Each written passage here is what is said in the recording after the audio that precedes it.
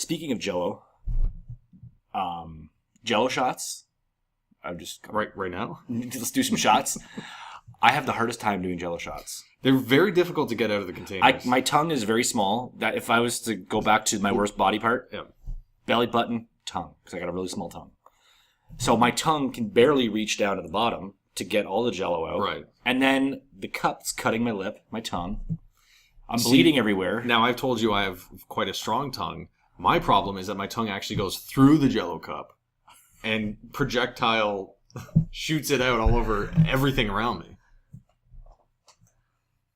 Then I usually defecate myself Yeah, in fear. It's just a nervous system thing. But you don't think you're getting all that much out of the Jello shots, but if after about 30 or 40, you start to feel it. Well, when I went to... You see, I like to circumvent that by just eating a bowl of Jello that has an entire 26er of rum put into it. Rum bum. And, well, that's the morning after. Speaking of, you and I... Guilty. Have had some pretty interesting adventures the nights after, or the morning after a night on the town. I remember in particular driving from Windsor to Chatham after we had gone out to a couple of bars, and we were driving. You were driving, and all of a sudden we were driving. I was together.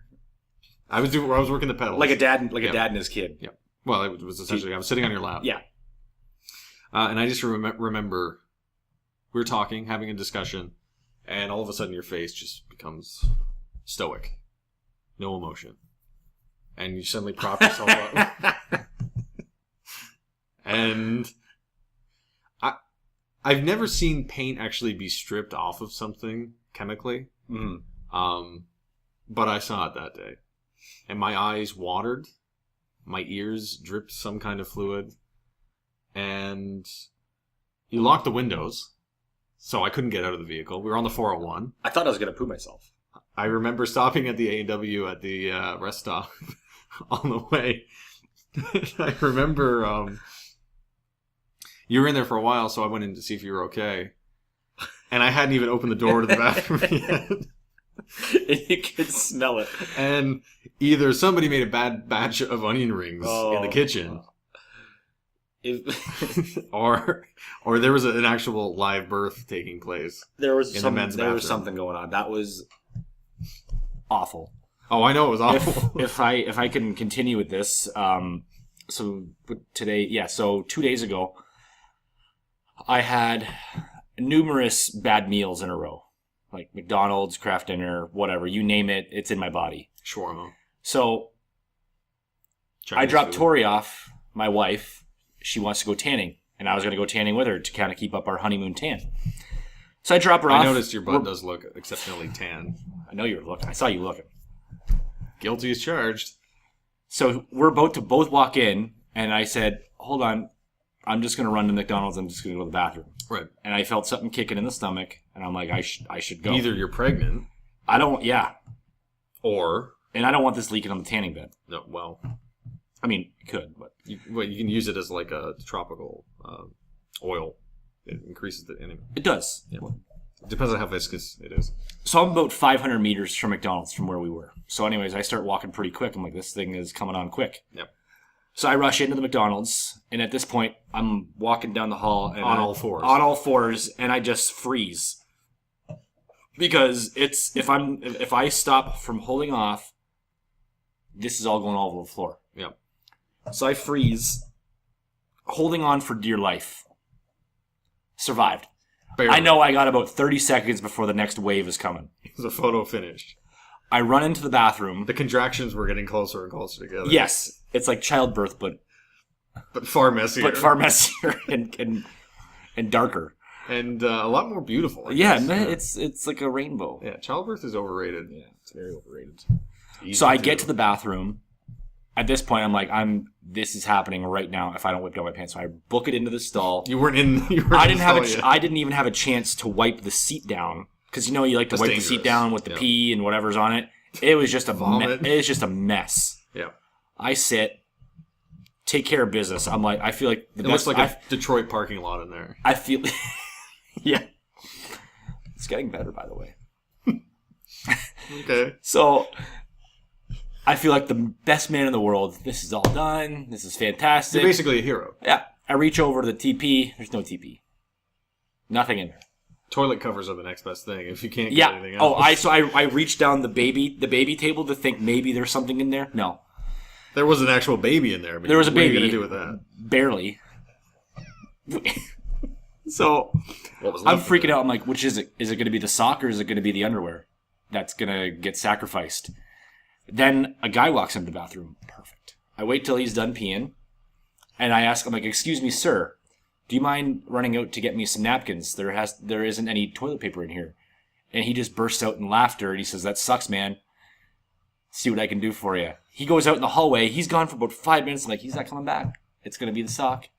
Then he came back in, threw me some napkins, and by the way, napkins. I have his phone number. Napkins napkins are sharp. Well, yeah, I mean, they're much sharper than toilet paper. They're very close to cardboard. Yeah. When you get down to brass tacks. I haven't recovered. Which I assume is what that felt like. Yeah. So that was a pretty bad experience. See, I have an experience that's somewhat similar to that, but I actually did a video. As you know, you've seen all my YouTube videos. Very inspiring. But I'll recap it quickly. I won't tell the whole story because I've already talked about it before. When I was in university, I drank probably about 2 liters of water because I was going straight home, like to Wallsburg, to work at the station afterwards. I like jobs. I like having jobs. They're nice when they last. And so I had water in my fridge, and I was like, I'll drink all this so I can take it back, refill it, the Culligan machine. Tory. No relation. None. So I drank all this water, and then I had a 3-hour sociology lecture. Straight, 3-hour class. We're doing class presentations, and it hits me about an hour into class. I gotta go to the bathroom. I really gotta go to the bathroom. But I'm waiting for because I don't like to make a scene. I'm waiting for the presentation to end because I'm like, you have to. You have to. I can hold out to the end of this presentation, or I can just pee on the person next to me. Well, they were my group members that I had to present with, so I figured you could still pee on them in the shoe or something. So I waited, and I was halfway through the 3 hours, so I knew there was going to be a break coming up. Another presentation started, and at this point, I'm getting an adrenaline rush. And I don't know if you know what adrenaline does to the body, but when people are scared and they pee themselves, that's because adrenaline relaxes your bladder. Did you get to the point where you had to perhaps put your hands down your pants to pinch? I was using my legs to pinch at the time, but that's the thing. I'll just reach hands down and pinch. I don't care.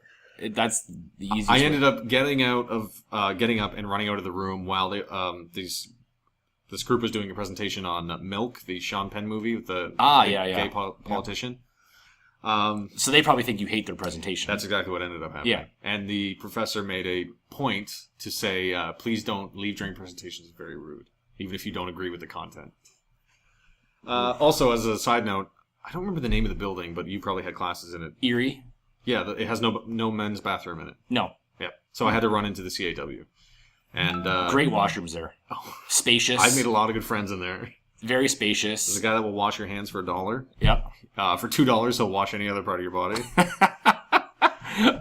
It's very homey in there. $3, he'll come home with you. Yep. $4, you can go home with him. He's got 2 locks on the stall that he lives in there. $5, you take over his job. He'll teach you his ways. It's a tough market to corner, but he's got a good stranglehold on it. Unbelievable.